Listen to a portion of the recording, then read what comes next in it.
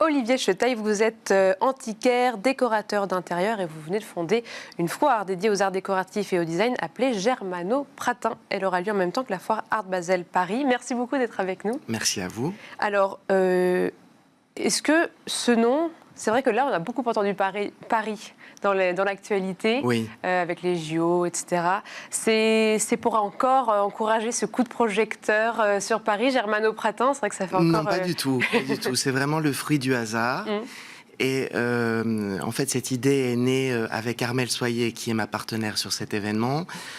L'idée est née comment dirais-je, de pouvoir mettre en lumière le mobilier ancien, qui nous est cher à l'un comme à l'autre, et de le marier au mobilier contemporain. Il nous a fallu trouver un lieu.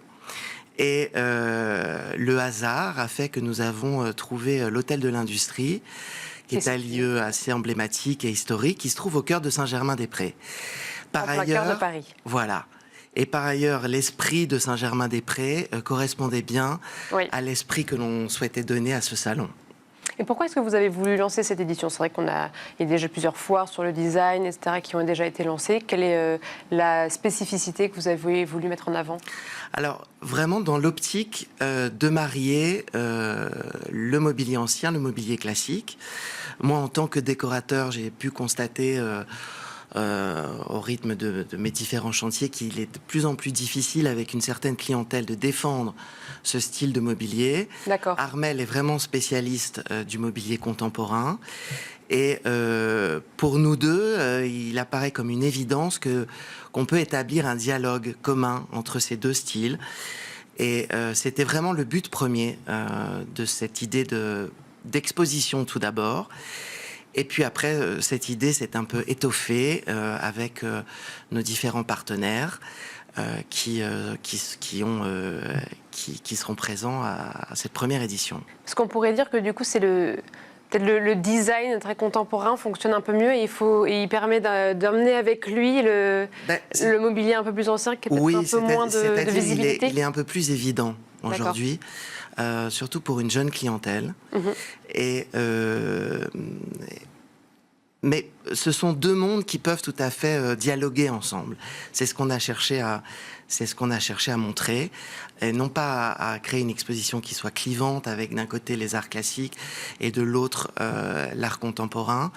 Vraiment montrer au travers d'un univers qui ressemblerait un peu à une maison, tel un appartement, un mariage harmonieux des deux styles. C'est un peu, j'ai vu ce mot dans votre communiqué de presse, le ensemblier. C'est un peu remettre au goût du jour ce travail d'ensemblier que on y pense moins. Oui, à ma petite échelle, avec humilité, parce qu'il y a de grands maîtres en la matière. Mais oui, c'est-à-dire de penser une maison un peu comme le font les grands collectionneurs, et comme l'ont toujours fait les grands collectionneurs, de se pencher à la fois sur ce que le passé a fait de mieux, et sur ce que le présent permet d'avoir dans le cadre d'une maison. Donc voilà, moi c'est vrai que mes chantiers sont orientés de cette manière.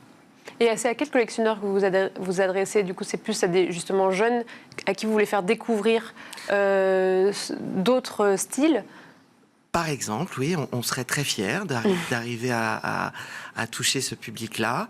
Et puis aussi à des clients peut-être un peu plus, des collectionneurs un peu plus âgés, qui portent sur le regard classique un regard un peu comment dirais-je, qui ont le sentiment que tout ça appartient au passé. Voilà. Et en fait, il y a beaucoup de modernité dans le mobilier classique. Et c'est ce qui... Moi, je suis antiquaire de formation. Et dans quantité de pièces de mobilier, on trouve une modernité absolument étonnante et qui pourrait tout à fait avoir grâce aux yeux de collectionneurs contemporains.